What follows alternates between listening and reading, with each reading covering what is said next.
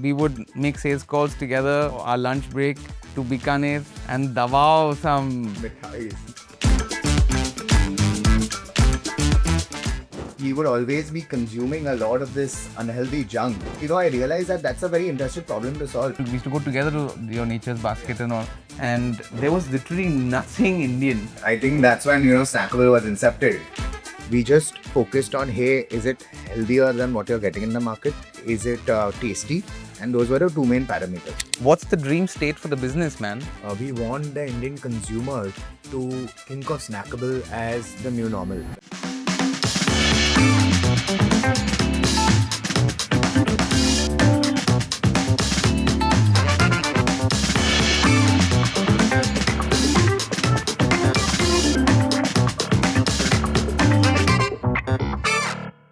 This is going to be a lot of fun for me personally because today we're going to be speaking with Aditya Sanghavi, who is not only the exceptional founder of Snackible, but a very, very close friend. And we started our career together in many ways. We worked closely together in the same bullpen, making sales and selling accounting services. Not only is this going to be a fun chat to dig into everything that you've done, Aditya, over the last 7-8 years since we broke out and started on our own. But also, it's kind of nostalgic, man. It's crazy to see how far we've come from when we were kids, like not even 10 years ago. Yeah. So really looking forward to this. Thanks for taking the time. I know how busy you are, especially on a Saturday is when your phone seems to blow up. No, that's every day. But great to be here as well, and great to catch up after a long time, Yeah, after a very, very long time, man. So let's jump right into it, right? As you know, this is a podcast that's meant to inspire other people. The point of this podcast was to talk to people that essentially have never given up on their dreams.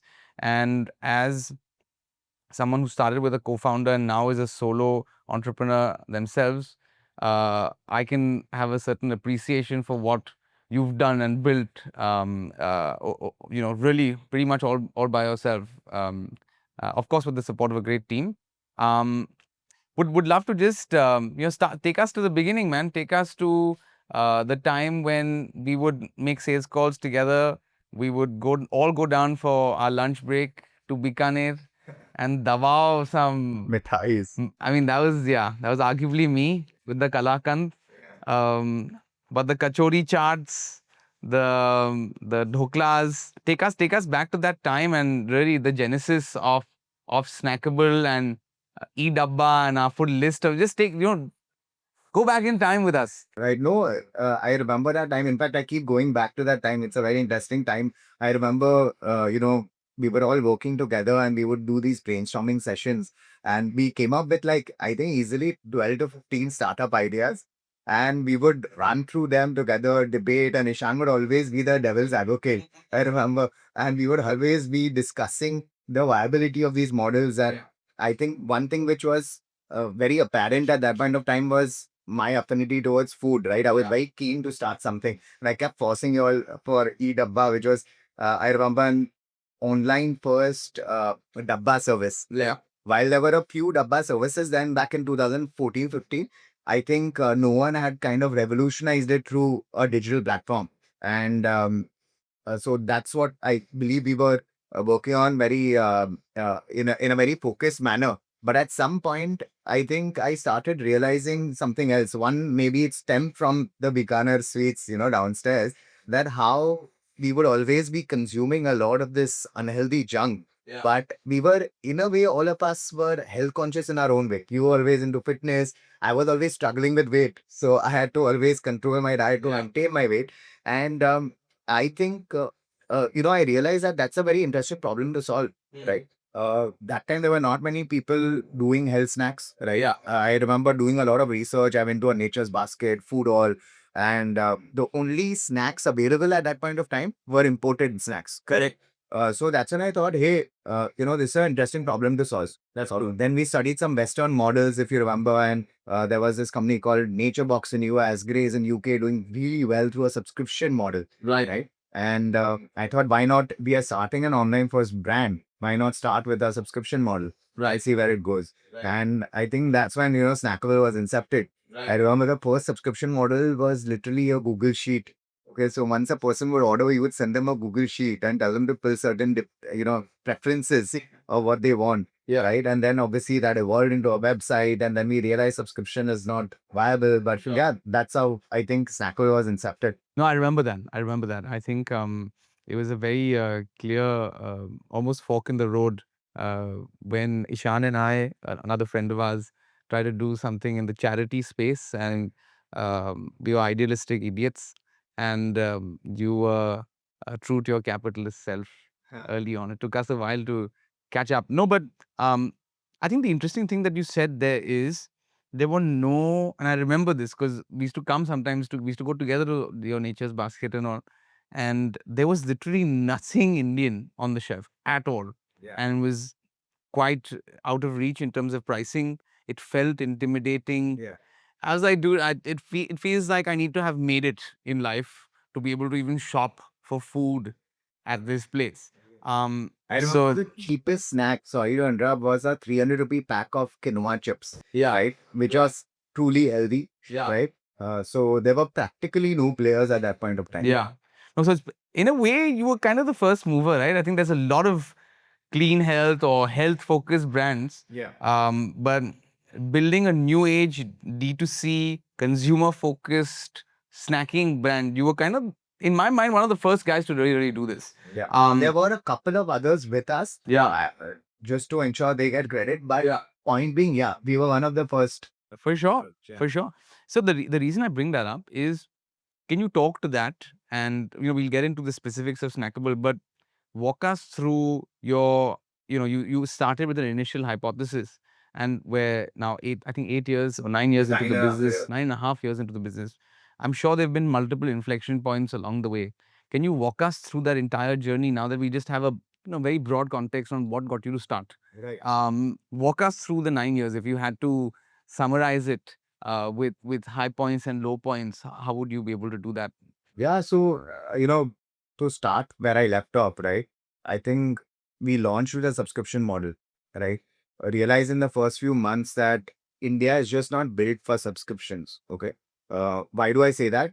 Couple of things. The only things we are open to subscribing is milk and newspapers historically, and recently OTT, right?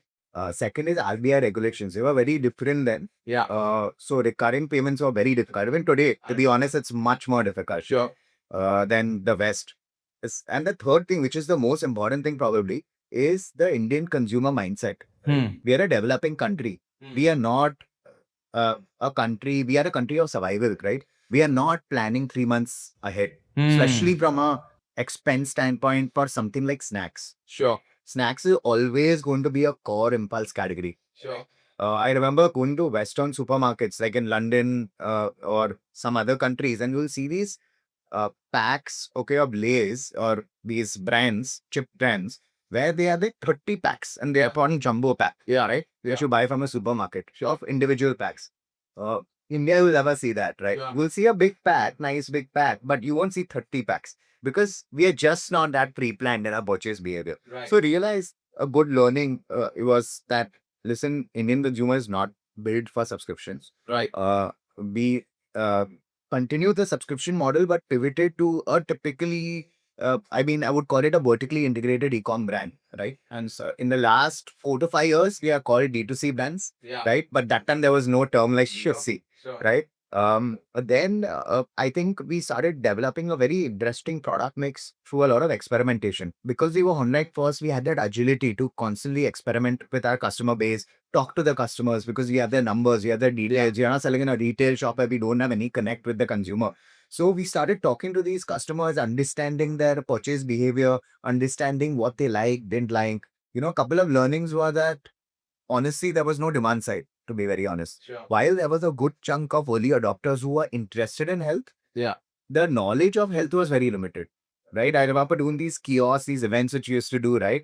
And the only question I would be asked is it baked or fried? Sure.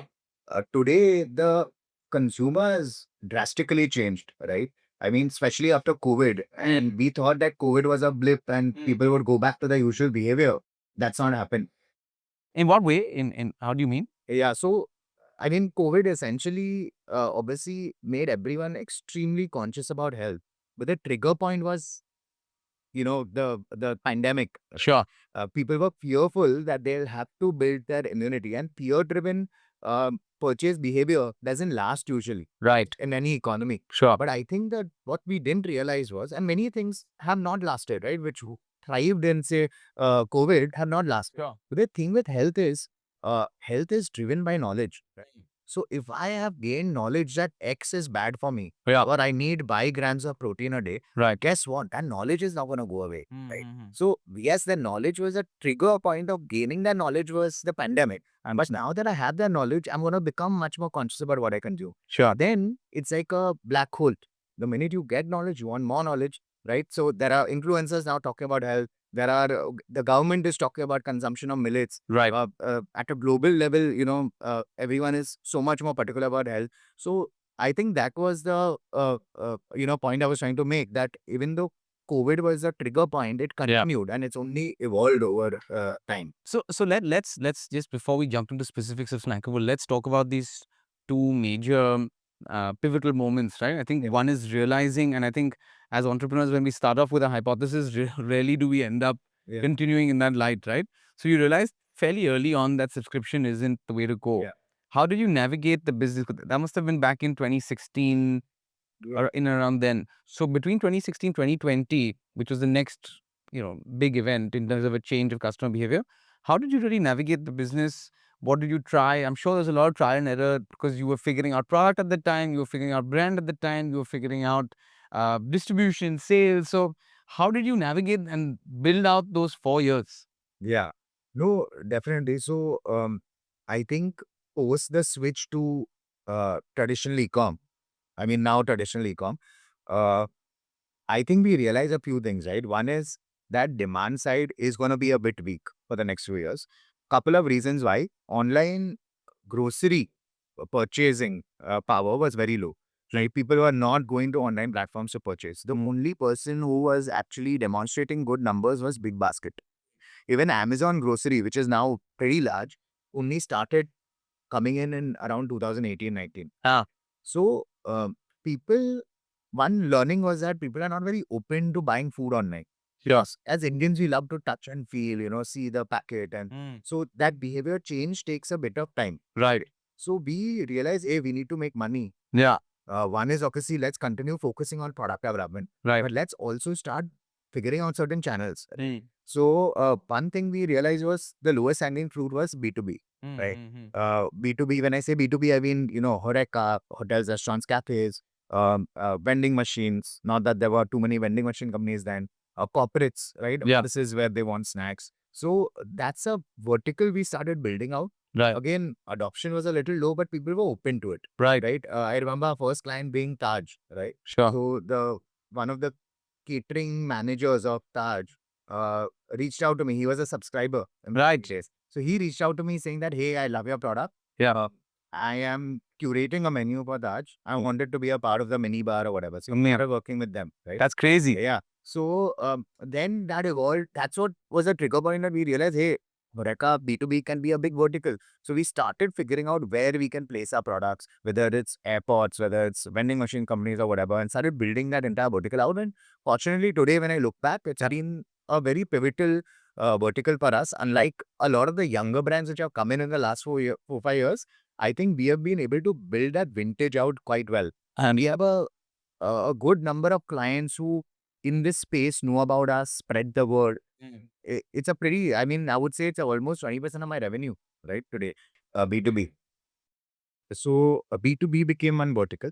Then as every FMCG brand has gone through that process, we were like, hey, let's experiment with offline. Right. Because after online was an uphill battle, we were like, listen, maybe the holy grail is offline. Right. So we got into offline, starting with a bit of modern trade, a little bit of GT.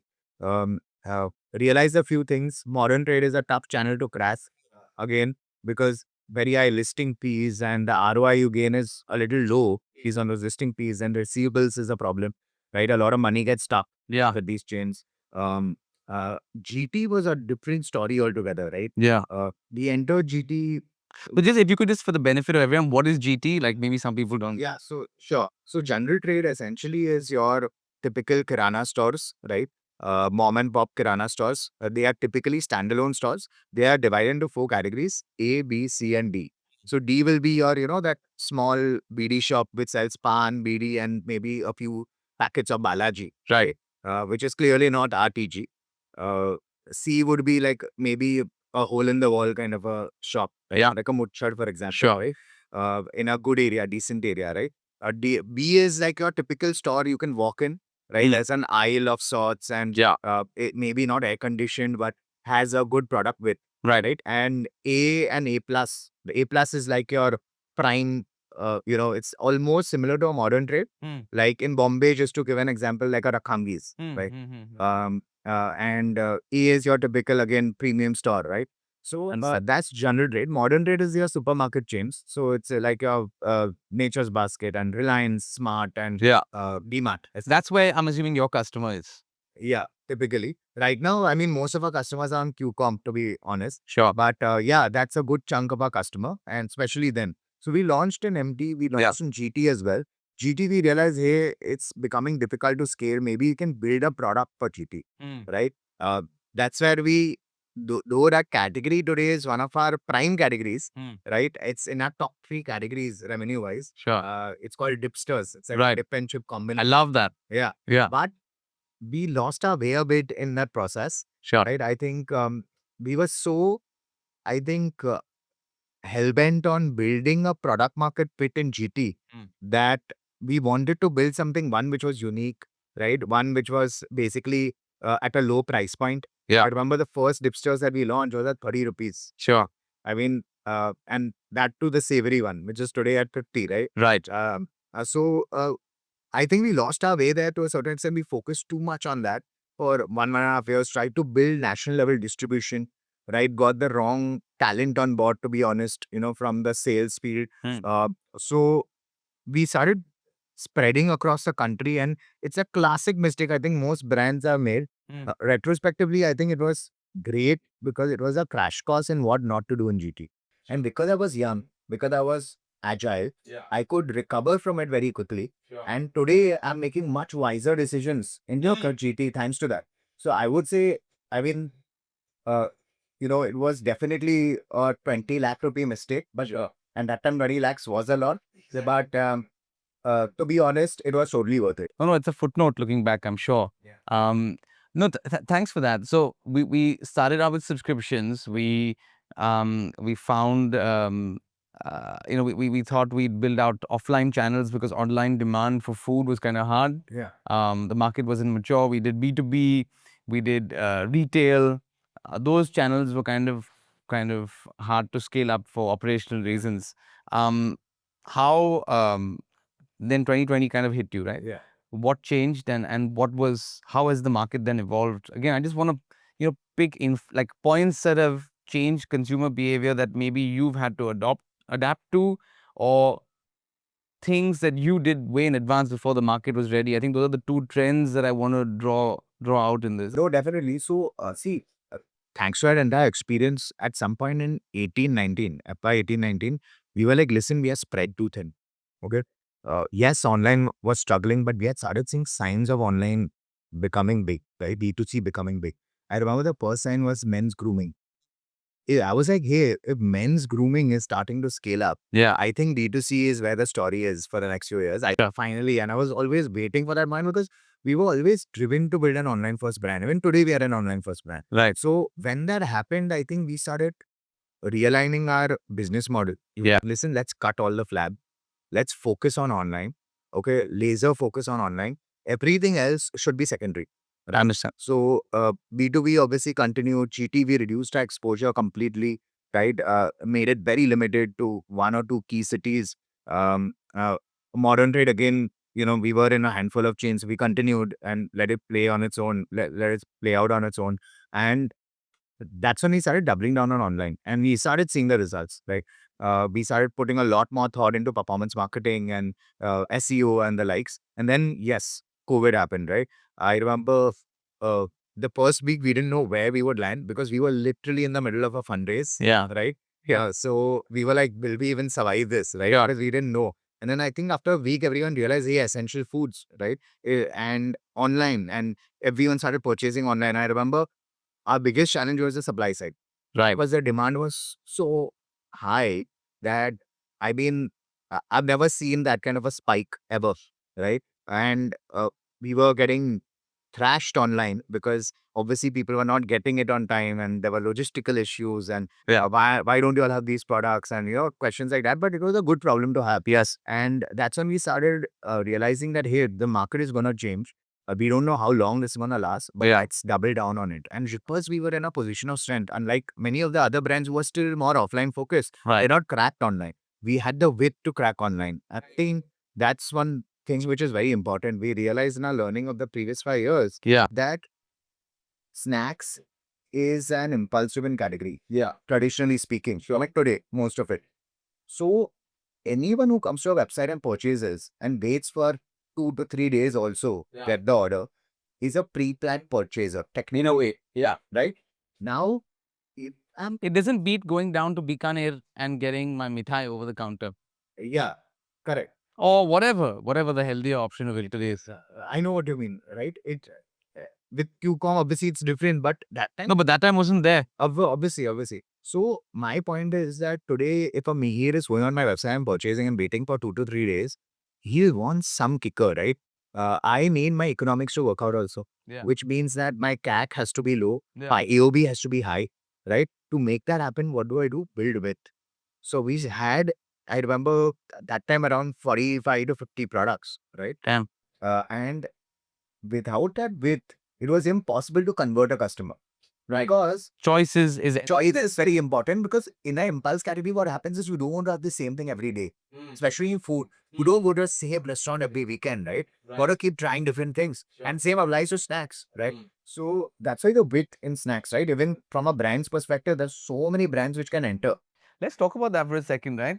I think there's maybe a counter view to this. Like, that there's some badam, and maybe I don't know if you can view it the same way, but there's badam and kaju and all of these different.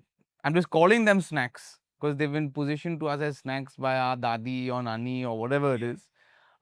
They're highly repetitive. They're positioned as something that's really good for you. Now, I've never studied the science of what a badam does for my brain, but I've it's ingrained in me that it's good, right? And I'll repeat it. Yeah. So, have we not thought about the business like that? Is there a reason why we haven't thought about it like that, or Okay. In what sense? In terms of expanding a product category? you said like we've got to. What you were saying is that you have to keep a wide product portfolio so that there's something for everyone, Right. right? I'm, I don't know if this example necessarily is the best one, but what I'm trying to simply say is, in the context of India, if you take badam as a snack, it's highly repetitive. People will consume it multiple times a week, and it's very culturally ingrained in our society. So, have we thought about building products like that, and is that even a possibility for a new age brand? So we have thought about it, definitely. See, I'll tell you the thing with dry fruits and nuts. What you said was very correct. It's a cultural thing.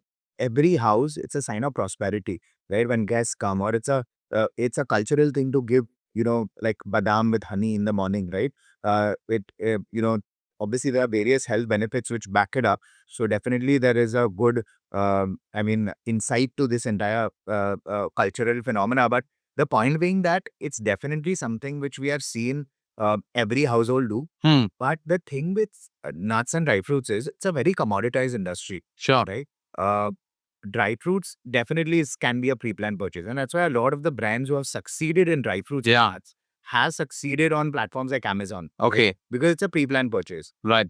Because an industry is commoditized, it is driven by volumes. Okay?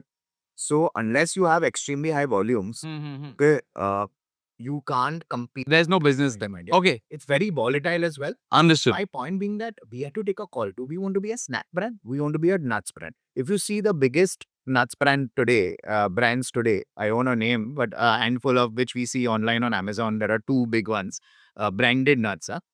Both of them, their core focus is just dry fruits and nuts. Right. Right. snacks, they have healthy snacks here and there, but yeah, it's been not more than 10% of their sales. I understand. Right. So it's a very different business model. So why the so again, I just want to understand this a little bit more. If we're looking for repetitive behavior, right? Chalo, it's going to be more commoditized. There'll be downward pressure on margin. There's a reason why you chose not to do it, and you chose to expand your product portfolio in a different manner. I'm sure you saw the market in a different way, and we can talk about how now Q-commerce is really taking you, and you're reaping the benefits of that decision. Yeah. How did you make that call? Because that's a tough call to take. Typically, when you're starting a business, you want to take an existing customer behavior and deliver it better. Your odds of success are higher. Your income may be lower, and then you move from strength to strength, right? But you didn't choose to do that. You've chosen to do totally different, Correct. a totally different set of snacks, which are kind of revolutionary in their own way. So how did you go about doing that as well? And then how has quick commerce really helped you as the next stage? Honestly, it was more anything naivety, right? As an entrepreneur, there's only like you start with a certain mission, right? And then you want to focus on a mission, right? So somewhere, yeah, I could have immediately pivoted myself, maybe in 18, 19, and realize, hey, nuts is definitely a category to get in. Yeah. Let's double down on that. Let's shift our entire brand identity to becoming a nuts brand. But that's a very radical shift. And maybe opportunistically, if I had done that, we would be maybe 5x of our size today. We would be maybe one of the first movers. But I think it was just when you're on a mission and you're in the driver's seat, you're just focusing on the path, right? And You're not looking at these pathways which are going left and right. correct. So maybe that was the reason. But yeah, I mean, No, thanks for that. So 2020 e-commerce has now become kind of the default mode of how customers would interact with you and purchase from you. How has quick commerce changed that? Because that we talk about this a lot, and I think the dynamics of your business have changed completely. I can now press a button and instantly gratify my needs, or very quickly gratify my needs. So, you talk to us about that. yeah, no, that's been a very interesting transition. So 22, 2020 to 2022 was again very e-commerce driven, right? D2C driven, maybe a little bit of marketplace as well. Yeah, Snacks are not a very conducive category even to Amazon. right. Because in Amazon, to make the economics work, you have to have a 300 rupee AOV, ASP, sorry, okay, for our customer. So you have to club products together, right? And that's not the ideal way, right? Unlike Q-commerce, hey, I just want one Rabi chips, you pay 50 rupees, you get it, right? Correct. You'll order 4, 5 things with it. So uh, we scaled up the online business. We always knew there was a challenge to scale beyond a certain point because uh, convincing people to come to our website for a pre-planned purchase and spending about 500, 600 rupees, which makes my economics work, is always difficult. Right. It was always an uphill battle compared to personal care or other spaces where logistics costs are much cheaper. Right. Right. Typically, the AOV is much higher, right? Fashion and, categories like that. Gross margins are much better. Right. It's very conducive to, D2C. Right. Obviously, QCOM has changed that also. Then I think QCOM happened, right? Be honest, because I'm sure all of us have, been entrepreneurs since 2016. So we have seen all cycles and we have seen how Grofers did not work. And, a lot of people had tried Hyperlocal, Kula Chef, and a couple of other brands, right? But Hyperlocal is so difficult to crack, right? But I think one thing which we always had in our favor as a country was cheap labor, right? And I think finally Swiggy Zomato figured out a way to crack that. I mean, technically it was done so. Sure. But I think they rode on that wave and, took advantage given that they already had a fleet on the ground. Right. So I think that's when QCOM started happening and all of us have seen how it's changed our consumption behavior drastically in the last 2, 3 years probably. We obviously being one of the early movers in the ecosystem got on board quite early. That was one of the biggest advantages we had. Right. Because a lot of people struggle with just getting listed on these platforms, right? As good as impossible. I mean, there are ways to get listed. You have to give very heavy marketing budgets to these QCOM partners. And you have to wait. If it's a crowded category, you have to wait for them to see a underperformer, remove them and get you on board. But again, it'll come at a very high cost. Sure. It'll be limited. Now they only do citywide. So you'll only get Bombay and Bangalore to start with. I am So you have to prove there and then expand to other cities. Every new city you expand, you have to pay them. Damn. Become like modern trade, to be very Sure. okay. But With listing fees and listing fees, they don't have, at least from what I've heard, they don't have listing fees, but they definitely have marketing support. Yeah. See, marketing is again very, it's an Yeah. intangible cost for the Sure, show. I'm sure you saw the article. Zepto is on 1,000 CR ARR of just advertising. So That's ridiculous. some 83 CR a month in advertising revenue, which is zero cost. Zero. Zero. Absolutely. Absolutely. Right. And that's how I think these guys will eventually crack profitability. Right. I mean, they claim they've already done that, but like in a big way, at least. Right. In a sizable way. So coming back, we got in early into QCOM. I think that was a big advantage. We took our way to figure it out. I was not very certain where it's going to go. After experiencing a few channels and failing at that, Yeah. become much more cautious, right? Yeah. So we were waiting for it to kind of pan out. We had also realized certain things that we want to have strong fundamentals in the business. We don't want to burn for the hell of it, Right. right? So one thing which we did is initially we didn't spend too much on marketing because we were like, hey, I'm doing 2 lakhs a month on Swiggy. Why will I spend 2 lakhs on marketing? Right. I can understand spending 20K, but e-commerce, the way it works, 20K is not going to make a dent. It's all like performance marketing on Meta, right? Where you can literally do 20K and acquire customers and slowly grow it up. So, uh, I think eventually, first it started, I remember with Swiggy, where they had this thing where if you don't market with them, if you don't spend on marketing, they come as professional. Oh, okay. It's as good as borderline blackmailing. Huh. That listen, if you don't spend on marketing, okay, Your product just won't move. yeah, we'll have to delist you, right? Right. So we were like, screw it. Let's take a plunge. Let's do it for 1-2 months. Let's see where it goes.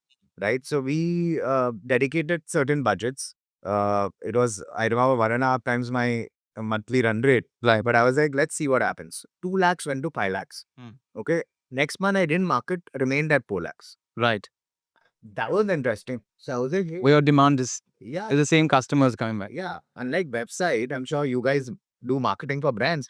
To get people back, also you have to keep spending money. Yep. To sustain the sales, you have to have a CAC which is at a certain level. So that's when I realized this is interesting, elasticity to marketing. Sure. And we started doubling down a bit across platforms, starting with low budgets. And I think last 2 years, I mean, today almost, I would say 55 to 57% of my revenue just is QCOM. That is insane. That is insane. So we have grown almost 500x in just the last 12 months on QCOM alone, right? Incredible. So, yeah, it's been an interesting year. Come with a few challenges in terms of supply chain and, receivables management. While they are good paymasters, just because you're growing every month at a cash flow level, you're taking a hit. Sure. Sure. So managing all of that is difficult, but it's been incredible. Yeah, I think finally, as an entrepreneur, seeing a channel which is responsive to your brand, you always knew you had a great product. You always knew there's a customer who wants your product. Okay, the only thing missing was a channel fit. Absolutely. You're And sure right. for in FMCG, channel fit is the toughest thing to get because GT is a very cutthroat and very expensive market, right? Right. MT is good, but it does not give you scale Right. beyond a certain point. Right. Only over time it will. And website, like I told you, is difficult Sure. to crack. Sure. Especially today, it's very difficult. Right. So QCOM turned out to be that holy grail for us. Let's see how big this can become. I'm a convert, right? Now I'm a true believer in the power of QCOM. Sure. I think you can genuinely, and there are already brands doing 100 CR a year just from QCOM in Raidu. Okay. So I think you can comfortably in the next 5 years build a brand which has 300 to 400 CR just from quick commerce, right? I think it's going to happen. Yes, there's going to be a bit of saturation. There's going to be some challenges they face in entering tier 2 and tier 3. Adoption there will be a little lower. Delivery times will be longer because it's more dispersed. And like Bombay, where you get out and, Sure. another building right next to you. Sure. So, so QCOM has been quite interesting. No, fantastic. Thanks for that. I think from when you started the business 8 years ago, the way you were thinking about it, to the channels that you used, to the ideas on how you came up with product, to where it is today, it seems like India is only maturing for your business, right? And I think in startups, we're so used to just totally, 1 or 0 kind of results. I think it's important to appreciate the journey to actually build a real company. Well, thanks for that. I think I'd love to just jump into specifics of how you built out Snackable as well, and we kind of break it down by function. But just before that, just any insight that you have for us on how you're seeing. We've spoken about the products, we've spoken about channels. How do you see the market? How do you see? Because fundamentally, I remember this, and I'm going to take credit for this. Your tagline, "Munch Better," is something. It was me, okay. I need now. It's recorded. It's official. Um, but that came up from a fun conversation. Where it was like, "Oh, much better," and just kind of a play on that. Yeah. Um, and your motivation always, and you kind of judged me for eating the amount of mithai I used to pound. Um, and you're like, dude, like, I was like, there's no other option, right? I'm like in the middle of Ghatkopar, there was no other snacking option. If there was something healthy, I'd do it. Yeah. Um, how has that changed? Because your brand, I think for me is about. I still understand your brand as a healthy or healthier snacking brand. Yeah. Right. It isn't necessarily like a whole truth where it's totally absolutely clean. But it's much healthier to most other alternatives. Yeah. So can we talk a little bit about how you've seen people's relationship with health evolve? And I'd just like to add some context to that. I think my understanding of it is that it's not that complicated. Just, don't eat stuff that's really bad for you and move your body and maybe engage in a sport. Yeah. And you're going to be good. But I'm sure it's a lot more complicated than that. I feel like people don't even do the basics. So if you could just, in the context of how you see people's relationship with health and whether products today are one serving what they want, yes, but also truly what they need to be kind of healthy, right?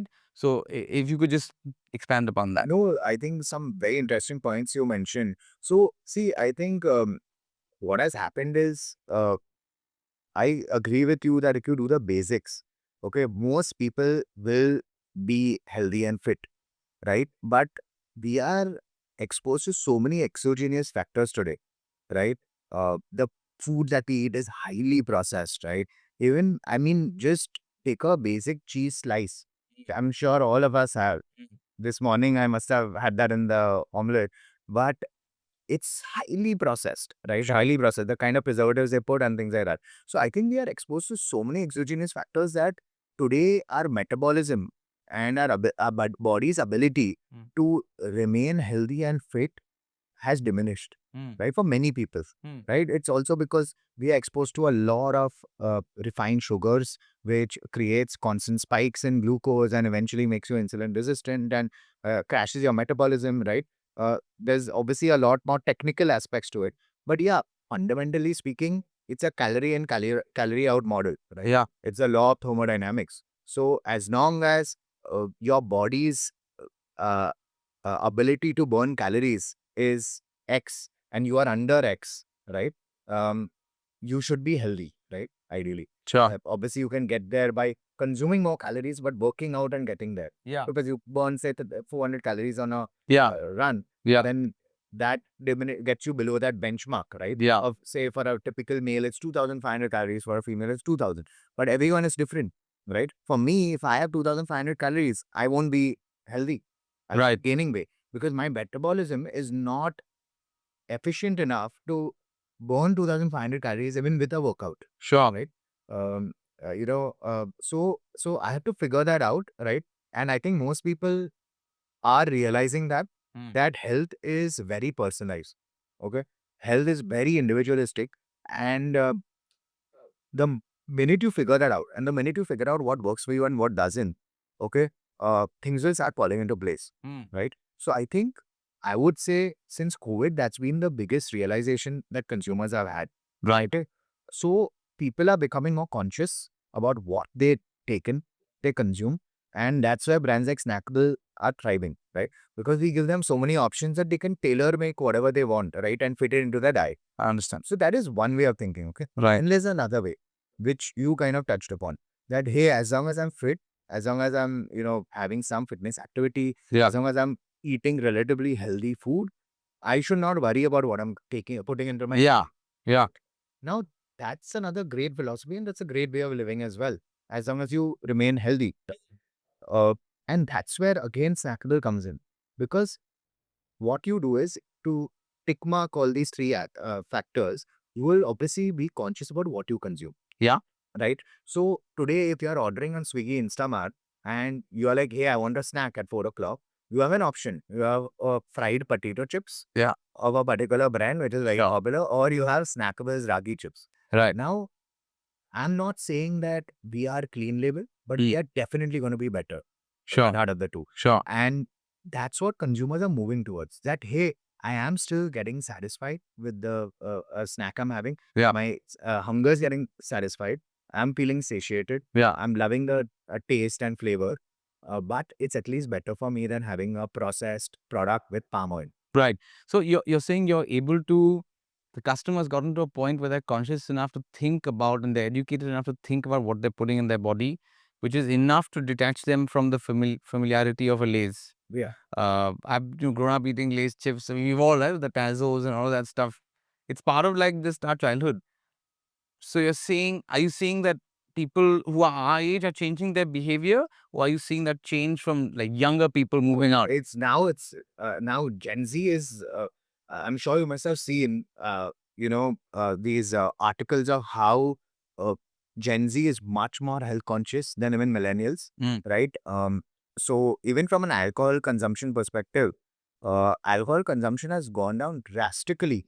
Mm. Okay, in Gen Z, right? So just imagine, Sure. you're becoming so much. There are these coffee raves. I don't know if you've heard of them, but I don't know if my guy Sunil there agrees with this drop in alcohol consumption, but I think different people obviously different things, but like there are these coffee raves also, which no, I hear you, man. I hear you. so I think that's a amazing change, right? Like I think if it's starting from the ground up, I mean, generations will benefit from it, because being unhealthy, like I have been brought up unhealthy. Sure. My parents just didn't have the education. No, that's Like big. I've had flavored milk every day. Yeah. Uh, uh, Again, to avoid conflict, I'm naming the brand, but everyone knows. Right. I've had flavored milk every day for a good portion of my life, Sure. and most of that was sugar, right? And I Very, very true. was positioned as healthy, Correct. unfortunately, Correct. right? By the brand and from my parents' perspective. Yeah. So today, if the new generation is growing up with this knowledge, right? What a drastic change it can have over time. 100%. And finally, people are realizing, because I'm sure there are a lot of conspiracy theories, but there's a entire reason why we, in the last 45 years, since 1980s, entire generation was brainwashed into believing that some things were healthy. Mm. Okay.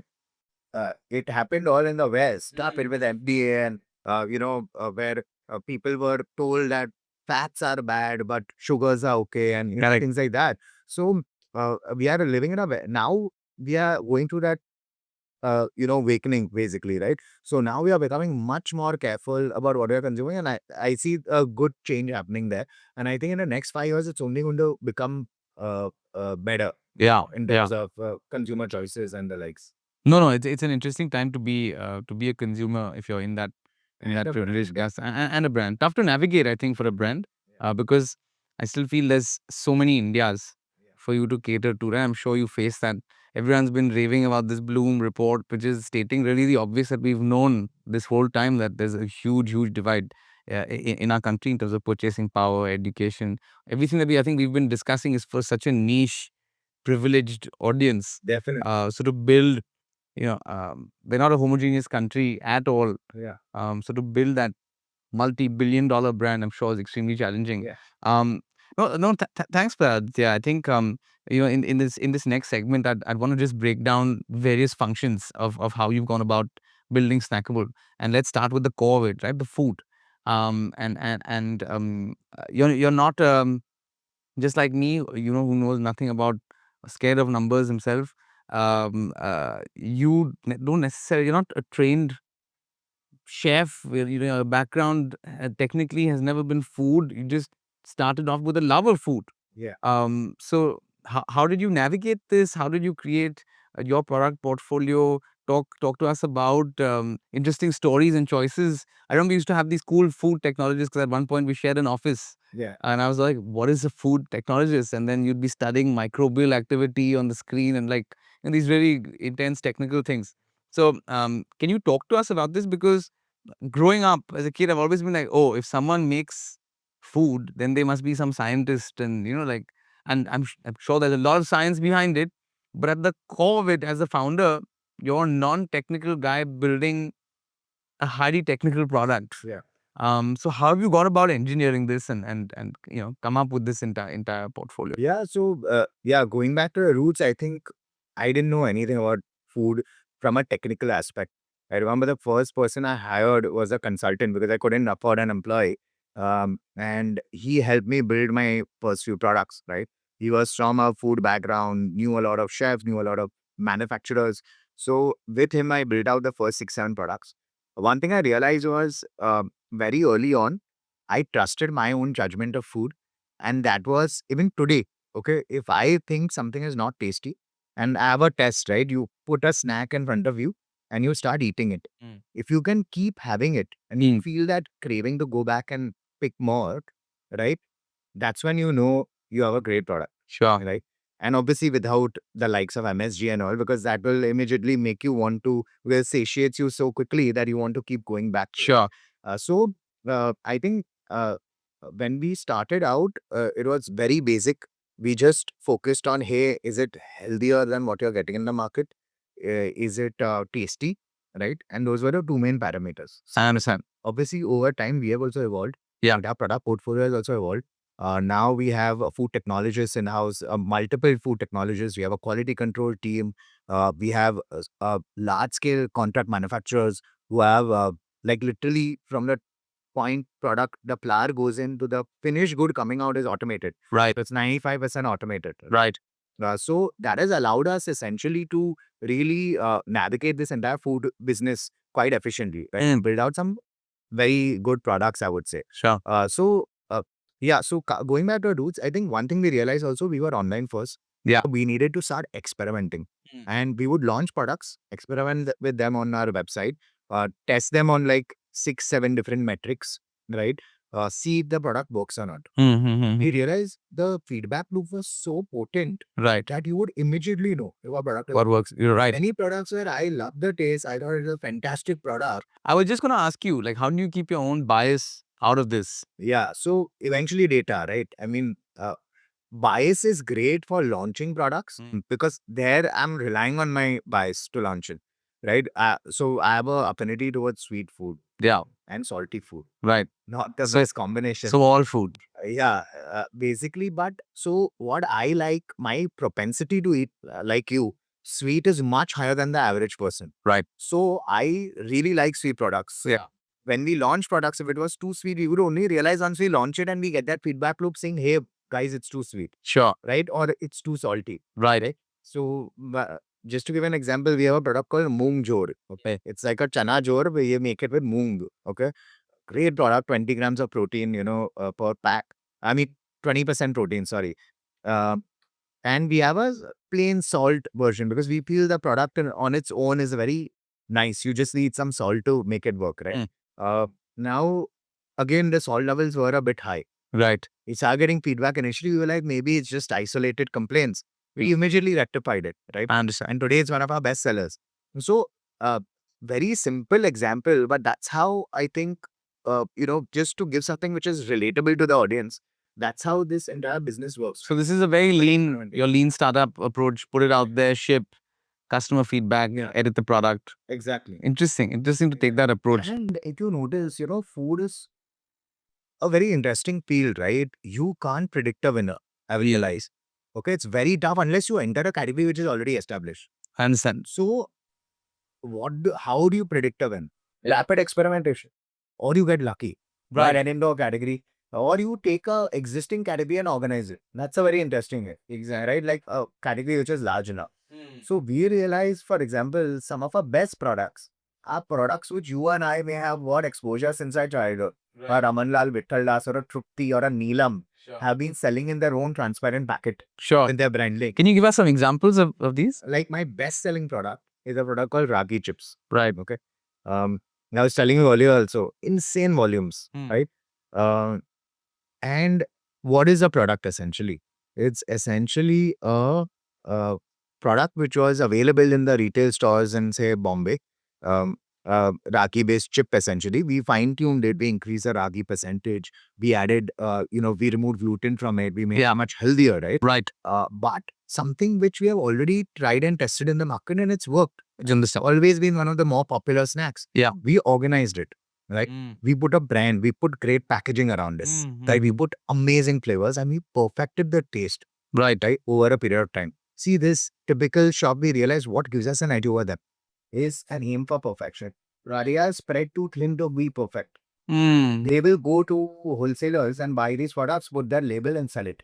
If they get lucky, they are good at curation. Like a Cheda, for example, in Matopa is amazing at curation. Right. So he'll have the best spready chips in the country. But some other local guy in, say, some other part of South Bombay may not have the best chips. Sure. Right? So point being that, That's very true. yeah, Even that experience is completely broken. no consistency. No consistency. From the best guy, I've had the best chip, and on one day it just wasn't good enough. Right. And that's standardized because it's all made locally. So has that changed your product ethos? Now, when you think of products, are you now thinking of products as, okay, this should be rooted in some existing, Yeah. nostalgia or some existing customer behavior that I'm now improving upon? So would we see more of that in Snackable's portfolio? In the future, definitely, we have become a bit more opportunistic. In the initial few years, no. Okay, Ragi chips was an accidental innovation. Dosa kakra, accidental. But again, when we look back, we actually, why did it work? Dosa kakra also. Go to a typical farsan shop in Bombay or Gujarat, you'll find dosa kakra. You know how they make it? They take a tawa, massive tawa, they put the dosa batter, and they scrape off the top. Right. And let the bottom become crispy and cut it into pieces and put it in a tray. Right. The tray, seal it and sell it to you. Massive premium because it's made in such a laborious way. Sure. Unorganized and not scalable, right?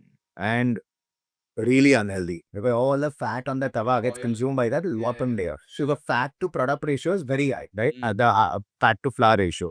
So we developed a technology, okay, to make it scalable, right? We work with a khakra machine manufacturer in Gujarat, right, to tailor the machine to allow a wet batter, right? And we were like, hey, let's launch, let's test it out. We didn't think it would be a big success. My number, I think it's too good. I love that one. yeah, and today, I mean, I was telling you earlier, my biggest challenge is the supply side. So I'm building that out. But point is that it's an incredibly high sell. And you know, it's an interesting thing, Neva. Out of all the three regions, you would expect South and West to do the West for something like a dosa khakra. The highest sales I'm getting is from the North, right? And that's how democratized and homogeneous customer preferences have become for categories like us. Sure. You were very right that, that typical India 1, 2, 3 philosophy, which is there. It's a very different market, right? In India too, right? The consumption behaviors are very different. But I believe that the market we are catering to is very homogeneous, and wherever I think there is an affinity to try new things, and North is one of the biggest markets for snacks in the country. Yeah, it is the best market because they are big snackers. They love to experiment. They love to try new things. And something like dosa khakra as well, right? And interestingly, we actually didn't launch it as dosa khakra. Another interesting. I hope I'm not extending it. So the reason we put khakra at the end, was also because of SEO, right? Because no one goes and searches for dosa online, right? You search for khakra gattu, and then we came up. And they were like, hey, khakra, which is like a dosa, let's try. Right. Most people till today, when I tell them we sell dosa khakra, they think it's a khakra which is flavored with dosa masala. Sure. You know that podi. That makes sense. Yeah. Yeah, but it's actually a dosa. We make it using rice, urad, and millets, right? That's crazy. Yeah. That's crazy. No, so today, if we had to go to the Snackable website, like how wide is your product portfolio right now? How many products do you all stock? And currently it would be anywhere between 50 to 55 products. Right. Yeah. We are rationalizing it. Last year it was 80 actually. Yeah. But we realized that while we have developed some fantastic products, I think our channel mix has also evolved, right? With QCOM, there's a limitation as to how many products you can add, 12 to 13, right? As of today per QCOM partner. So we realized that having that tail is not adding as much value. We did add value when website was a big chunk of our revenue, Yeah. but today it's 25% of our revenue. Right. Still very healthy for Right. a D2C brand, I believe. Right. But that being said, I mean, somewhere, we have to start thinking from a big picture perspective and operationally make the business Leaner and efficient. Yeah. So I'm assuming that, 80 became 55, 55 will become 20, 25. Do you see that happening? I don't see that drastic a drop. Right. Again, we do see newer products. So it's not like we have stopped innovating. Right. Adding products. Right. But we also remove products, right? So somewhere that will... You'll be in the same. Yeah. No, It's lesser, yeah. it's extremely, extremely interesting. No, thanks for that. And just so we understand, how have you, broken up? Because we were speaking earlier, you spoke about how you've got a product even at 10 rupees, which I had no idea about. Can you break up like the various markets that you're targeting, and we'll maybe segue into sales, marketing, brand, and because this is a super interesting space and very complicated maze to navigate. Yeah. How have you broken up these 55 products? Like which of these are priced in what segment, and how large is the market for each of these? Yeah. So see, typically, most of our products are... Sorry, I just want to add one thing. So product, pricing, channels you are using to reach what customer, and how large can each of these get? If you could just, really, I know it's a big question. No. But it'd be nice to understand how a product first founder is thinking about all of this. No, definitely. So, see, eventually, I think product is always incepted from a customer standpoint, not from a channel standpoint. But today, what has happened is, after that first inception, which happens, where you build out a product range, you test it out, you validate it, you start thinking from a channel perspective, right? So now today, from website to QCOM was an easy transition. QCOM loves high ASPs. Okay, ASP is average selling price. Why? Because they need a certain AOV to make their economics work. Yeah. Right. So they love the dosa khakra as a 120 rupee variant that we are selling. Right. Whereas now I know for vending machines, for general trade, having a 120 rupee MRP is ridiculous. Right. So we have built out a 30 rupee MRP. So I think, see, you have to figure out eventually your TG is going to be the same wherever you go. Right. Yes, you can maybe tap into a newer TG like we are trying to do with the 10 rupees slab and try to build a new market. But if my TG is the same, I have to just ensure that my product retains its integrity. Then I can experiment with shape and form. If it's an impulse category, buying a 4-serving portion of dosa gra doesn't make sense. I have to sell a single serve. Sure. Right? So I think that tailoring is what happens, as we enter these newer channels. If I don't know if that answers your question. It does. It does. What you're basically saying is you're thinking, you've never started off thinking your product from a channel standpoint. It's always been about the customer. And now you're figuring out what channels to put the right product into, right? So just to give an example, you mentioned the 10 rupee. Okay. Now that I have a portfolio, one thing I can do is, hey, I want to launch a 10 rupee product. Okay. And I can go back and innovate a new product at 10 rupees. Or I can take one of my existing products, work on the backward integration and make it a 10 rupee product. I understand. That's what we did. I understand. Right? The latter. So this 10 rupee product is essentially Jawar Puffs. It's a product which is already being sold today on my website. Right. I worked with a manufacturer, a large-scale manufacturer who had the best technology, right? Worked on literally getting the Jawar from a farm outside of the city where it's being manufactured. Right. Instead of buying it from a supplier, I literally get it from the farm, get it processed in the city. You know that chakki, literally a large-scale chakki. I understand. Large-scale version of that. Right. And then get it to my manufacturer. This helped me reduce my Jawar flour cost by almost 25% compared to what larger players also get Jawar for of a supplier. Because I'm eliminating the middleman. And that has allowed me to work on it took us 1 year, but we have been able to get that product at a 10 rupee price point. Understand. Right? Same integrity product wise. We don't use palm oil, we use rice bran oil, we use 100% Jawar flour, we use corn and rice, but priced at 10 rupees. flavors, yes, they are not as premium. The cheese which I'm using in my premium range is obviously way superior in terms of taste and flavor to the one which I'm using in the mass market. But I'm also catering to a very different audience in mass market. So I have to tailor the flavor there also. I understand. Suit their needs, right? I understand. So yeah. No, thanks for that. No, so I think we spoke a lot about maybe in the first part of this conversation about the different sales channels, and we inadvertently kind of touched upon all of it. We've spoken about your different product and your product ranges. Let's talk a little bit about brand. This has been an interesting thing. I think maybe when we've spoken offline, I've been like, "Oh, Aditya, check out Whole Truth, man. They're just healthy, and Anushka thought over design, done this amazing work, and it's just one thing: healthy, healthy, healthy, healthy, and then there's unhealthy." And we are somewhere in the middle. We're healthier.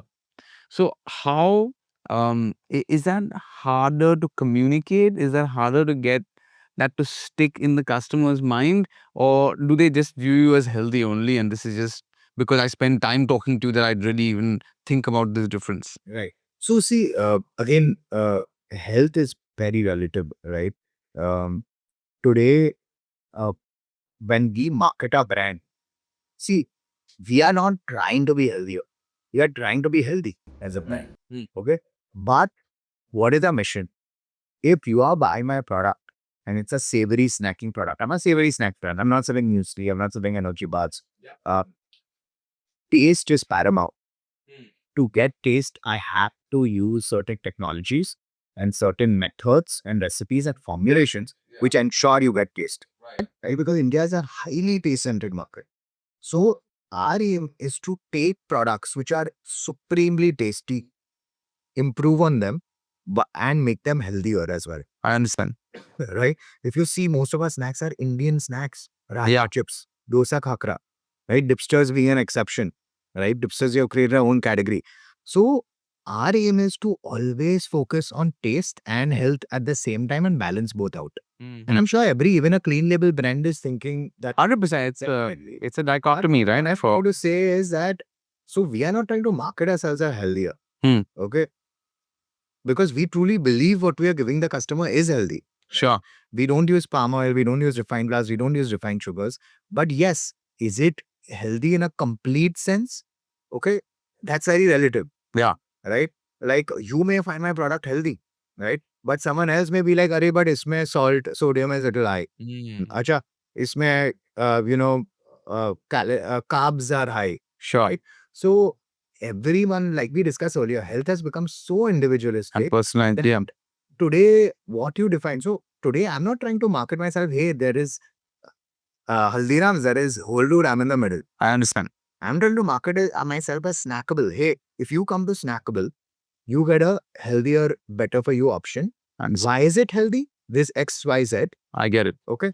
What ingredients go in? A, B, C. It's out there. It's factual. It's, completely transparent. Sure. Sure. Understood. Understood. No, I just in the consumer's mind, right? I think that's and I think maybe it's just me. Maybe it's because I just spend time talking to you about it in a deeper fashion. Let me clarify. Definitely, from a consumer standpoint, there is a perception which is built around snackables, right?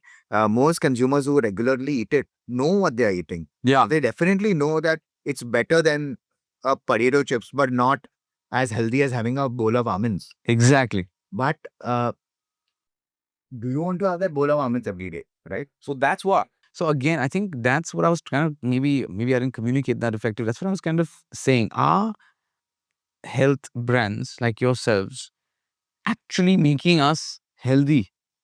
Or are we making them healthier? And you all have to at the same time try and achieve that mission for us while dealing with our own internal dichotomies of behavior. I know I may want to be damn healthy, but I'll order a pizza and I'll eat that brownie and I'll do my desired behavior from myself and my actual behaviors.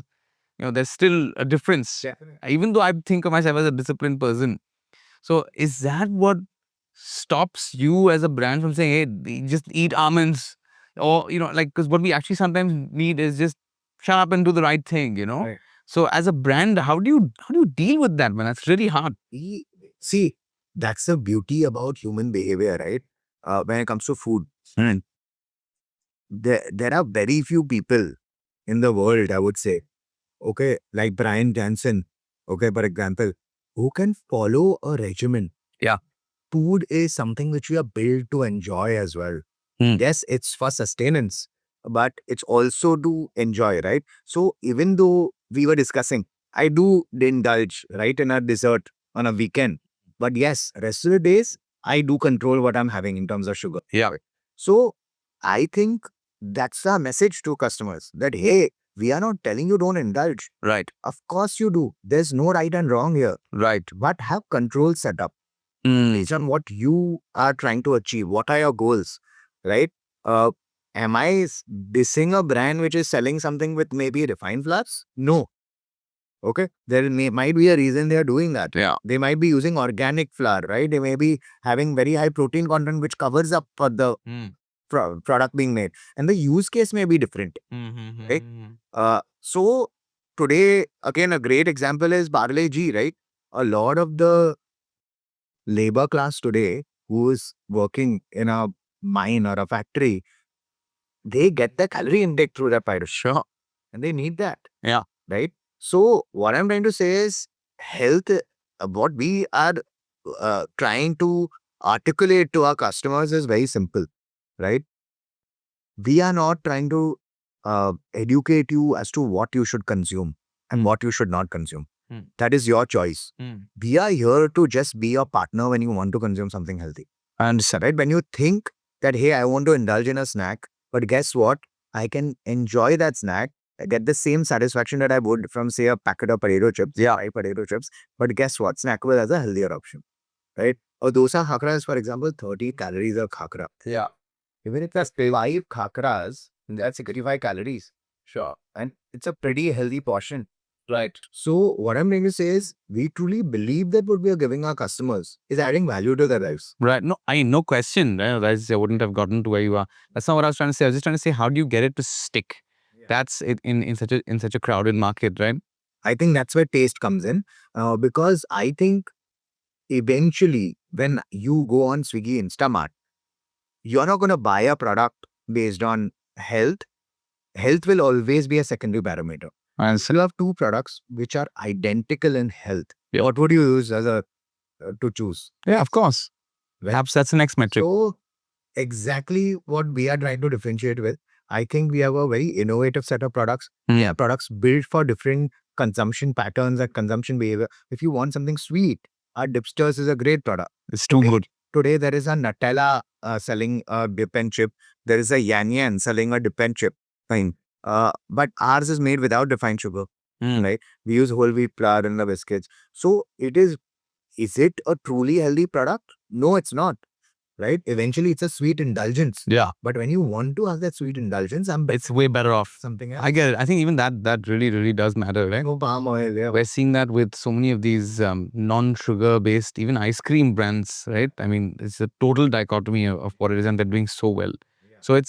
So really, I think like Snackable is in my mind like a 50-year, 100-year story in a way, Yeah. right?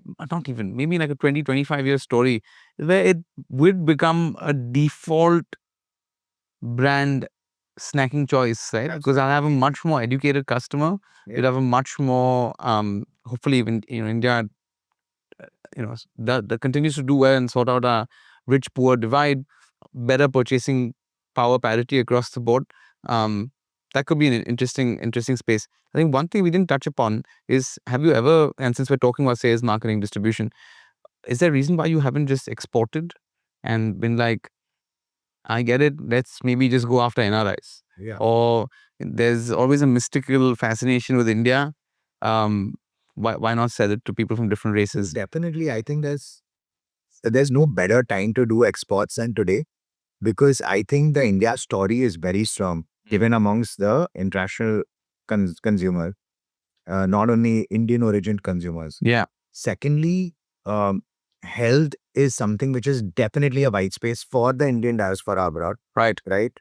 Today, if you go to a Patel stores, this is some biggest chain of Indian origin food products in US. Right. Okay. 700 stores across East Coast and West Coast. Crazy. They'll have a handful of healthy products which are Indian origin. Right. Right. So definitely a white space, okay, to service. And the only reason we have stayed away till today is because of focus, right? I mean, starting a new country is not easy, right? Right. I mean, India is such a big market. There's so much to do here, so much brand building at stake, right? Yeah. That any diversion and focus would come at a cost. I understand. And that's why we stayed away. But today, I believe we are in a position where we can. Can I talk about that a little bit? I think that's a very interesting point, right? And I've been thinking about this myself because even for us in Brego business, the market for entrepreneurs that really want to invest in growing their brand and the depth that we have isn't a lot. The market size isn't massive. Most of us are small, medium businesses, and we get to X scale. Even if we're doing $1 million in top line, take home a crore. People are very happy. Yeah. That's not the case abroad. And we've just like you said, we've been like, listen, we can't. How can we go to Dubai? How can we go to London? How can we go to US? Even though I know if we start, we'll make like 10 times the amount of money doing the exact same work. I've been, thinking about cross-questioning myself. Okay, focus is one thing, but also like you need to be opportunistic. So how do you balance that as an entrepreneur, and how do you take these calls? Because you can see an obvious win. Like, why wouldn't you just be like, let's just go for it? Yeah. No, so honestly, Like this Patel stores is too good. yeah. You just need to hire like 10 guys, be in all these 700 stores, and you're there, man. Yeah. And you're selling in dollars. You don't even need to hire 10 guys. You know what I mean? Sure. Like, you just need a good distributor who has a connect. You need to pitch the product. You need to get shelf life in place. But yes, that's the question, right? I think it comes down to, while my judgment is as good as yours, eventually an entrepreneur knows best what to do. But I would say that when you're debating on this opportunistic avenue versus focus, I think the question comes down to what will it take to get in that opportunistic avenue and build it into a reality. I'll tell you now. One, I'm into healthy snacks. Okay. What is the pitfall? I have lower shelf life. I'm not using palm oil. I have lower shelf life. Right. Okay. Now, to export to US, I need minimum 9 to 12 months of shelf life. Right. So what? How can I do this? Improve packaging significantly. Right. That comes at a cost. That comes at a lot of R&D, light testing, lab testing, right? Thirdly, not 10 guys, but I will need someone. So I'll have to hire a good guy locally, whether it's a distributor or a consultant or an actual employee or an intern who goes out there and markets, right?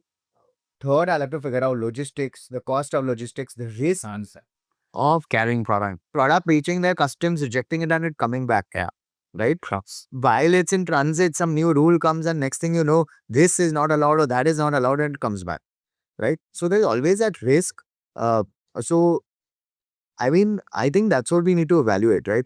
Even for Brego, again, I'm 100% sure that there's a fantastic market out there because the arbitrage that you're providing is just incredible. It's a no-brainer. And you see how many tech companies have done that. Yeah. Right? But again, I think evaluating the risk to reward ratio is very important. So you're saying it's interesting that it seems obvious, and I think even I face the same thing. Is it's not like you can just copy paste the product and just send it to another store or sell to another customer living in another pin code. Correct. There are edits to the product that you have to make. There's time that you have to spend with your consumer on the ground. It's not a plug and play, and that makes it all harder. Yeah. So fair enough. I think that's what makes it a little challenging. No. Thanks for that. So Aditya, I think we've spoken about the journey, product. We've spoken about sales, marketing. There's a couple of more points that I want to talk about. Right, I want to talk about how you've gone about building this business from a team standpoint, and how you've gone about building this business from scratch. Because you're a first gen entrepreneur. This is something you started totally off your own steam. How did you go about funding this entire business? How do you see the investor appetite for this space? How has that evolved? How much of a proponent is that entire hypothesis that VCs are making or angels are making? Tell us about your team and key people, how your org structure is set up, and things like that. No, so I think to start with, maybe team. I think, we realized very early on that we'll need to always have a lean setup to start with, right? So we got 1 or 2 employees to start with. It was when I started, it was literally me and an intern. Yeah. Right? Then we got one person, and we got the second person. For a long time, it was only 3 people, right? For about 6, 7 months. Yeah. And then we started obviously expanding our team as we raised some angel funding and a friends and family round. So uh, I think talent is probably the most underrated function. And I don't even think it's an underrated anymore. I think everyone knows this. Any entrepreneur knows this. But an early entrepreneur, as an early entrepreneur, the biggest mistake you make is not getting the right people on board. Right. And I'm sure you and I can, relate to that. So I think that I was lucky to get a few good people on board. Yeah. And obviously, from there onwards, I've had a few roller coaster rides, in terms of getting talent or getting mediocre people and, seeing their business suffer maybe because of that. Yeah. So, but I think the biggest skill I would have developed as an entrepreneur is to be able to now know who to get and who not to get quickly. Right. I'm sure our interviews must have become like a 10-15 minute interview rather than half an hour, 45 minutes, purely because in the first 5 minutes whether this guy is fit for you or not. Right. Girl is fit for you or not. So I think a team has obviously evolved over a period of time. We definitely have some great people on board today. And the main question is, I think, being a single founder, if you don't have the top 4 or 5 people around you who you can blindly rely on. Right. And I think the litmus test is, if I'm not in the country and if I'm for whatever reason not available on my phone Yeah. 5 days, Yeah. can I ensure that the business is functioning okay? Sure. Right? Can I be assured, that the business is functioning fine? Right? And I'm pretty confident today that I can. Right? Yes, maybe some OTPs I won't be able to give. I think the biggest challenge. My God, man. Someone needs to solve that problem. Seriously, I was just literally thinking about that, Yeah. talking about that the other day. But outside of OTPs, Yeah. I think we'll be good. It, so I think we have some great members in the team who are handling content, who are handling analytics, finance, operations, and these are very important functions where you need people you can completely rely on, because you can't micromanage at this scale. Maybe when you're younger you can, but now you can't. So that's a little bit about the team, right? I think we still have a lot more people to add to the team over a period of time. We intend to hire some more senior talent, but right now we are well equipped. We again believe that that philosophy may not be the best, but we love hiring young. Right. Right out of college or right out of 1-2 years of experience working in another startup. But one thing we take care is academics, because we have realized the minute you hire people with strong academics, the success rate of these young people turning into great assets for you is much higher. Really? You see a correlation? Definitely. I've never ever done that. I've always been a stupid fellow at school. And I've always found that it's actually literally the opposite. I've found the guys that were the misfits and the people that just didn't fit into school are the guys that have at least gotten there's something to prove, and they've found they need a home, man. They've never had a home. Right. So I found the opposite. Can you talk to this a little bit more? It's really interesting. Definitely. So for me, see, I think our business, the main key hires that we do are around certain verticals where they have to manage certain responsibilities, learn very rapidly, and have to work very autonomously. Now, their work ethic comes into play, right? Because if I'm not micromanaging you and you don't have a layer between me and that team member, Yeah. what happens is, who micromanages them? No one. Which means that they have to learn something which most young employees have never. Sure. Because the Indian education system is built in a way that they don't teach you to be autonomous. Right. Okay, you are a follower in the education system. You're not a leader. They tell you, acha, ye subject hai, ye syllabus hai, study this, give the exam. Correct. Most people study one night before and go and give it. Right? So today, when you suddenly have a situation where you have to run things on your own in verticals where you don't have any idea, right? How do you do that? Right? The only way you can do that is you have to have an insane work ethic and be obsessive. Right. And people who are obsessive generally land up being people who do well in academics because they are obsessive. Sure. Right. So that's a correlation. I understand. That being said, to be very honest, there have been some fantastic additions to my team Mm. who again may not have excelled. So eventually it's an instinctive Yeah. call, Yeah. but I lean towards an academically proficient person I understand. purely because the success rate is higher, I understand. right? Yeah, so essentially, that's how you set up the team. Talk to us about investors and their role in your business. You have raised external capital. Yeah. Walk us through that entire journey. How are you seeing that market kind of evolve? Yeah. So, yeah, I was again fortunate to have my first investor being Nibrant, our Yeah. boss, right? So, he was a early backer, and it was great to have that kind of capital at a very early stage, because to be very honest, consumer business is a really tough business. Mm. Okay, especially in food, Mm. because it's not a very capital efficient business in the early years until you hit scale. You can't build it into profitability from day one. I mean, if someone does, great. I mean, credit to them. But building scale requires capital. Sure. That capital has to come in from somewhere, predominantly equity. That again, servicing it becomes problem. Or you have really fat gross margins, and in food, having very fat gross margins is very difficult, to be honest. Right. Right. And in the early years, given that I was trying to build a market from scratch, Yeah. when That was hard. demand side, That wasn't. how do I mean, there is no way to build that demand side myself Yeah. unless I have capital. So day one, obviously, it was Nibrant who backed us. Then we did a friends and family round where, again, existing investors participated. We got some, other people as well through contacts and things like that, a very small round. Then we raised a few rounds since then, actually.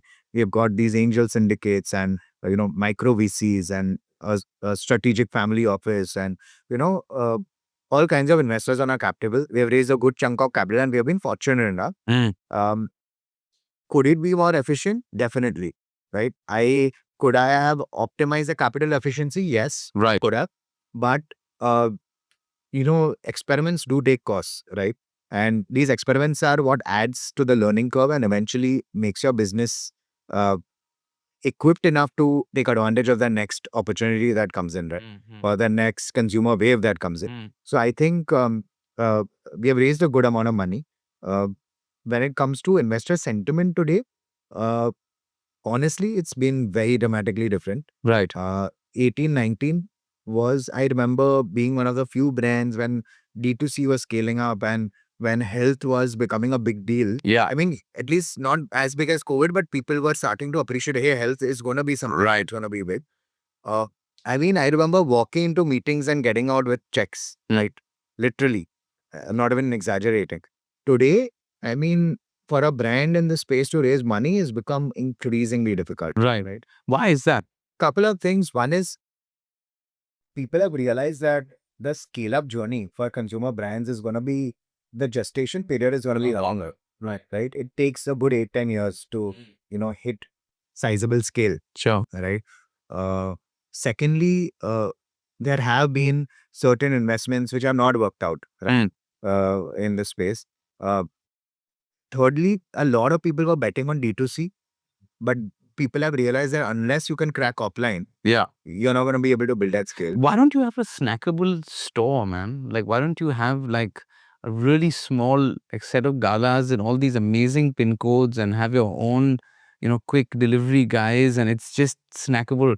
Like, I've been thinking about even this brand. Like, these pants that I haven't bought jeans in like, it's the first time buying pants as an adult. Exactly. So yeah, exactly. So this happened because of this brand pant project. So again, that some school guy, Dhruv Toshniwal, his brother, um, online, but they've also got a lot of offline stores. Don't you feel that's something that maybe would change the game for the brand as well as your distribution? I understand that it could be a totally different business, but are you thinking about it in that light? And I'm sorry, I'm digressing from investors, but No. there's a whole new market that this kind of opens up to, and you don't necessarily need massive stores, right? It could be as small as a Ben's Cookies in London. Yeah. And you have 55 products, you have whatever, into 20, enough storage space. Is that something that you're thinking about? See, definitely that's a dream, right? For an entrepreneur to have their own flagship retail outlets, whether small, big, doesn't matter. It depends on the use case and the consumption patterns, right? Because you don't need someone coming in and touching and feeling the snacks. Right. They just need to know, dude, snack, give me. Or deliver specifically in and around a pin code. Yeah. So, See, there are two ways we could do this. One is do the cloud kitchen model, but that doesn't make a lot of sense because we are anyway available on quick commerce. exactly. So where does it make sense? When at certain points of consumers, say, entering a mall, they're going shopping, they don't want to go to a cafe and eat a meal, but they want to just grab a pack. Now, there's no retailer, kirana store in the middle of selling packets. Ye lo 10 rupees. Correct, correct. So you create a shop where you can just go pick up a kiosk, where you can just go pick up and eat on the way. Yeah. Right? That is a great use case. Second is airport. Right? You are Big time, man. Whenever I'm at the airport, I think about you. Yeah. I genuinely. Vending machines are a great way to do that. So we had tried that in the middle. Again, kiosk is always going to be too expensive there, but you can be a part of multiple other, you must have seen a lot of these beers are selling that. So there you have to go through the catering company, which manages that Kunti FS or whatever in Bombay, for example. Definitely something which we had in our mind at some point we want to build. And see, more than anything, I think from a branding perspective, it's a great, play in the right direction. Because the minute you have that kind of retail presence, the brand recall, the brand makes a big difference. Yeah. that you get, and the trials, right? Today, the best consumer feedback we have got or the best consumer adoption we have had are from events, right? Like a Lil Flea or something. We have a stall, and half of Bandra is in that event, right?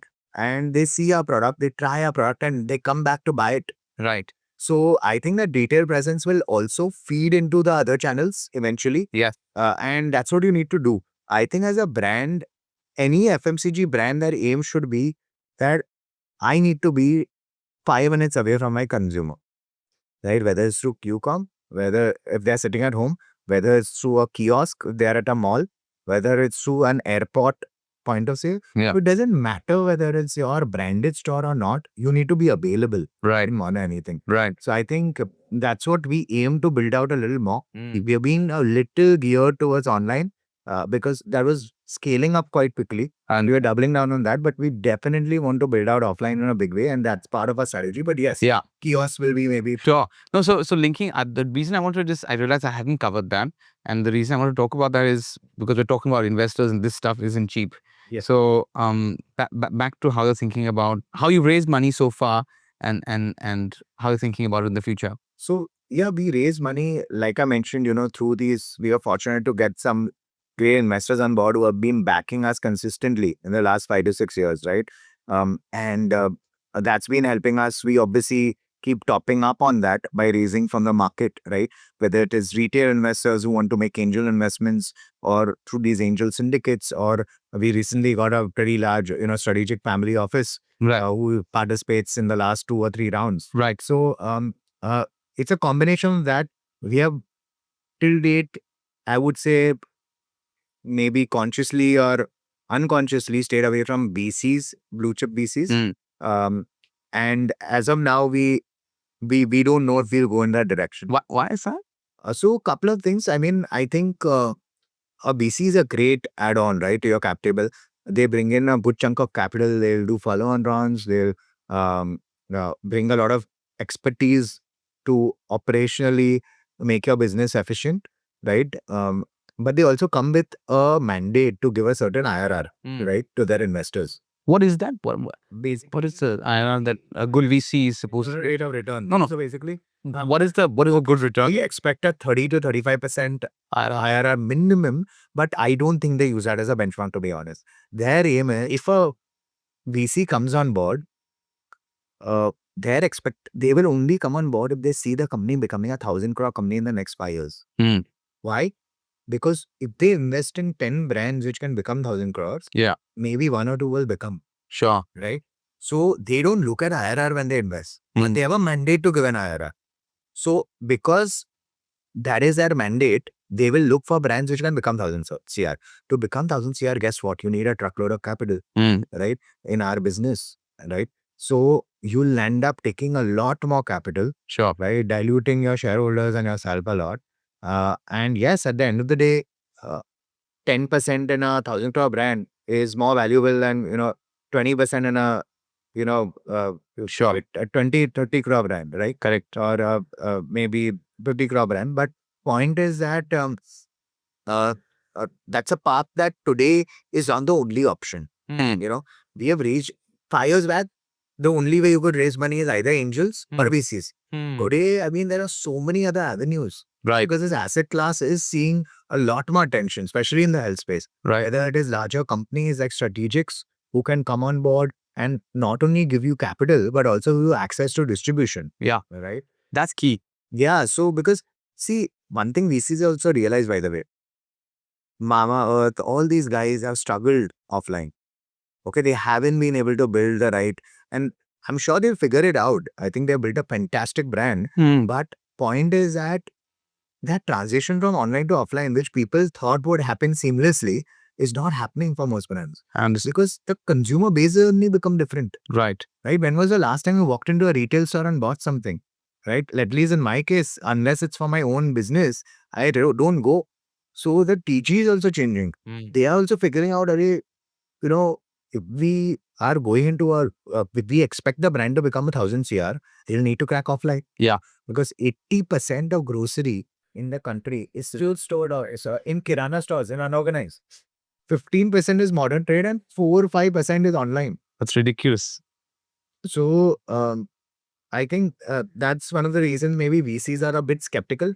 And Back to that earlier point we were. I guess it's their time horizon for returns, and India isn't necessarily there specifically with health snacking. Whereas a patient investor like a strategic family office would come in with they don't have any mandate for IRR internally. It's their own money.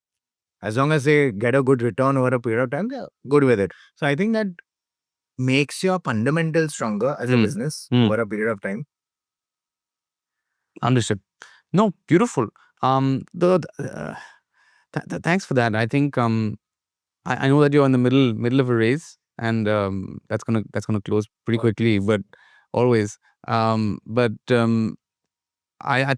think my big takeaway from this chat with you is, I think literally you can execute everything right and be the best founder and have the best product and the best team, but timing is probably one of the most important and crucial factors. Right. And sticking in the game long enough is so important. Being nimble enough along the way, which I commend you, man. Like it's incredible, because I've seen you do it ringside. Is really incredible. That the second point you mentioned is, I think, so important, right? Because see, timing, yes, if you're a seasoned entrepreneur, you'll get the timing right? Maybe 6 out of 10 times. Yeah. Right? Maybe in your second venture, in your third venture.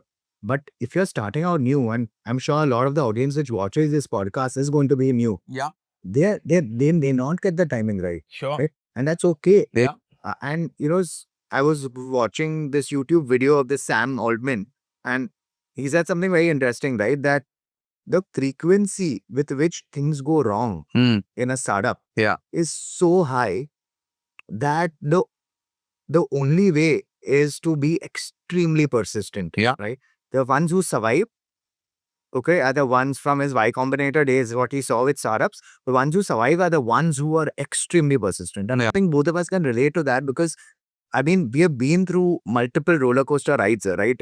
Running businesses and just being persistent. And I think, in your case, you built a fantastic business. In my case, I'm still, there's a long way ahead. Same for us. It's so many different challenges, finding the right product market fit, having depth in the market.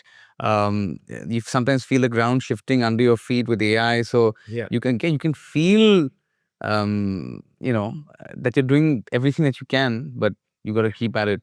Thanks for this, Aditya. Just before we conclude, what's the dream state for the business, man? You're 8-9 years into the business. Where does it, if we, not if, when we speak 10 years from now, what are we going to be saying that we've done, and how do you see the brand moving? So I think what you mentioned earlier as a dream state, you had mentioned that the market will evolve to a stage where you become the new normal, right? I think, I mean, in different words, you had said that. Uh, I think we want to become a brand that is a household brand in snacking, right? We want the Indian consumer to think of Snackable as the new normal, right? Right. In 10 years, I'm hoping that the market will evolve fast enough where people have changed their choices and realize what is not good and shifted to things which are better Hmm. for them. And we will be one of the top brands there. Revenue, scale, all that is great. Hmm. But if you build that, you build a legacy, Hmm. right? And if you build a legacy, I think scale is just a byproduct, right? It's just about efficiency then, right? And that's what we are trying to do in the next 10 years to become a brand that is synonymous to snacking in the country, essentially, right? Understood. Yeah. Beautiful. That I think is an incredible and extremely lofty mission. It's going to be fantastic. I can't wait to see how it plays out. Thank you so much, Aditya, for taking this extremely valuable time. I know Saturday is your most packed day, just like it is for a lot of our entrepreneur friends. It was awesome. And it was good to chat with you. And I think the next time we're meeting is tennis. Yeah. So let's do that. Really appreciate it. Thank you so much. Bye, boys. Bye. Thank you.